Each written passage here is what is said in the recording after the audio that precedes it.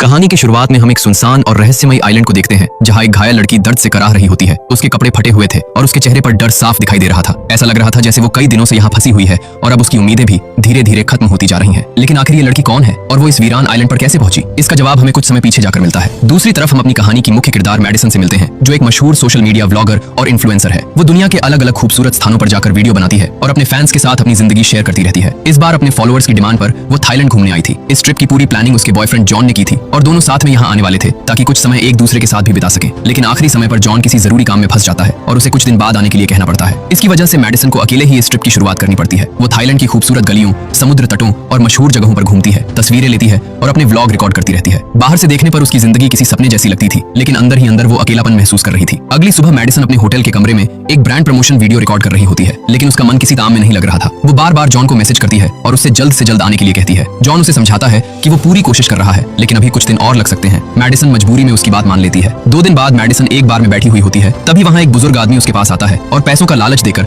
उसे अपने साथ चलने के लिए कहता है। ये बात मैडिसन को बिल्कुल पसंद नहीं आती और वो वहाँ से जाने के लिए कहती है, लेकिन वो आदमी बार बार उसे परेशान करता रहता है। तभी वहाँ CW नाम की एक लड़की आती है और उस आदमी को सबके सामने शर्मिंदा करके वहाँ से भगा देती है। CW यहीं की रहने वाली थी और उसे इस इलाके की हर छोटी बड़ी चीज की जानकारी थी। मैडिसन उसकी मदद के लिए उसे धन्यवाद कहती है और इसी के साथ दोनों के बीच बातचीत शुरू हो जाती है। CW उसे बताती है कि इस शहर में अकेले घूमने वाली लड़कियों को हमेशा सावधान रहना चाहिए, क्योंकि यहाँ ऐसे लोग अक्सर मिल जाते हैं। बातों बातों में मैडिसन उसे जॉन के बारे में बताती है और कहती है कि कैसे उसे आखिरी समय पर अपना प्लान कैंसिल करना पड़ा। वो ये भी कहती है कि लोग सोचते हैं कि सोशल मीडिया इन्फ्लुएंसर्स की जिंदगी बहुत आसान और शानदार होती है, लेकिन सच ये है कि कैमरे के पीछे उन्हें भी काफी मेहनत और अकेलेपन का सामना करना पड़ता है। इसी दौरान मैडिसन को पता चलता है कि CW एक लोकल गाइड है और यहाँ आने वाले टूरिस्ट्स को अलग अलग जगहों पर घुमाती है, लेकिन CW उसे ग्राहक की तरह नहीं बल्कि एक दोस्त की तरह साथ घूमने का ऑफर देती है। वो कहती है कि उसे ऐसी कई खूबसूरत जगहों के बारे में पता है जहाँ शायद ही कोई टूरिस्ट पहुंचा हो। ये सुनकर मैडिसन तुरंत तैयार हो जाती है, क्योंकि उसे अपने चैनल के लिए कुछ नया और एक्सक्लूसिव कंटेंट चाहिए था। इसके बाद दोनों CW की बाइक पर पूरे शहर में घूमती हैं। मैडिसन कई शानदार वीडियो और तस्वीरें रिकॉर्ड करती है। शाम को दोनों एक क्लब में खाना खाती हैं और पूरा दिन घूमने के बाद मैडिसन अपने होटल लौट आती है। आज वो बहुत खुश थी क्योंकि उसके नए व्लॉग को काफी अच्छे व्यूज मिल रहे थे, लेकिन उसकी खुशी ज्यादा देर तक नहीं टिकती। जैसे ही वो अपने कमरे के पास पहुंचती है, वो देखती है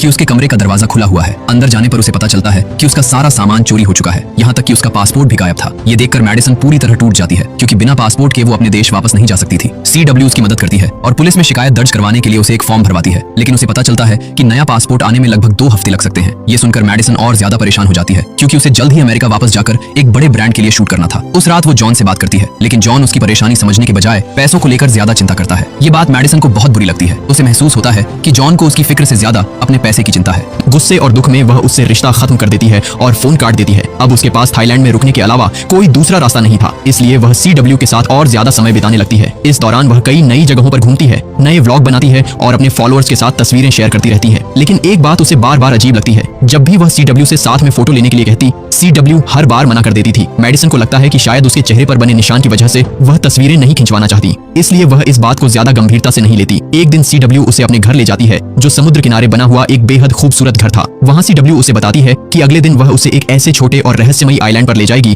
जहाँ बहुत कम लोग गए हैं। यह सुनते ही मैडिसन की आंखों में चमक आ जाती है। उसे लगता है कि अगर वह उस जगह का व्लॉग बना लेती है तो उसे लाखों व्यूज मिल सकते हैं। इसी उत्साह में वह बिना ज्यादा सोचे समझे CW के साथ जाने के लिए तैयार हो जाती है। अगली सुबह सूरज निकलने से पहले ही दोनों एक छोटी बोट में बैठकर उस आइलैंड की तरफ निकल पड़ती हैं। रास्ते भर मैडिसन अपने कैमरे से वीडियो रिकॉर्ड करती रहती है और अपने फॉलोअर्स के लिए व्लॉग बनाती रहती है, लेकिन उसे बिल्कुल अंदाजा नहीं था कि यह फैसला उसकी जिंदगी का सबसे खतरनाक फैसला साबित होने वाला है। कई घंटों की यात्रा के बाद आखिरकार वे उस रहस्यमयी आइलैंड पर पहुंच जाती हैं।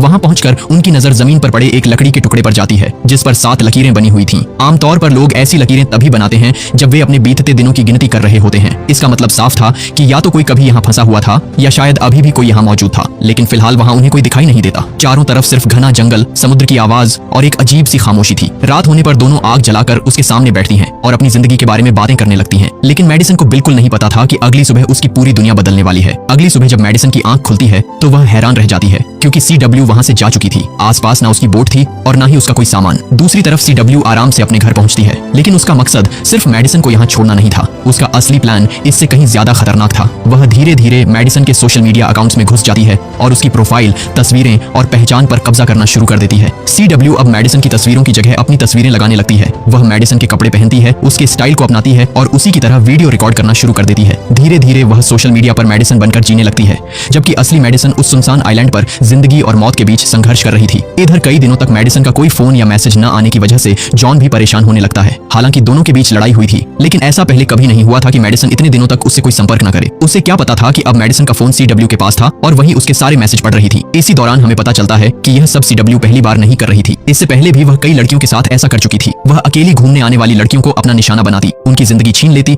और फिर उनकी पहचान का इस्तेमाल करती थी। अब वह अपने अगले शिकार की तलाश में थी। जल्द ही उसकी मुलाकात एक युवा वकील लड़की से होती है जो अकेले थाईलैंड घूमने आई थी। बातचीत के दौरान CW को पता चल जाता है कि वह किस होटल में रुकी हुई है और उसकी पूरी दिनचर्या क्या है। इसके बाद वह उसी होटल में अपना कमरा बुक करवाती है और धीरे धीरे उसकी जिंदगी में घुसने लगती है। एक दिन मौका देखकर CW उसकी चाबियां चुरा लेती है और ठीक वही सब करती है जो उसने मेडिसन के साथ किया था। कुछ ही समय में वह लड़की भी बिना पासपोर्ट और जरूरी सामान के एक अजनबी देश में फंस जाती है। अब वह भी पूरी तरह CW पर निर्भर हो चुकी थी। कुछ दिनों बाद CW उसे एक बड़े और खूबसूरत घर में लेकर जाती है और कहती है कि यह उसका घर है। लेकिन सच तो यह था कि वह घर असल में मेडिसन का था। यही पहली बार उस लड़की की मुलाकात जॉन से होती है जो मेडिसन को ढूंढते हुए वहां तक पहुंचा था।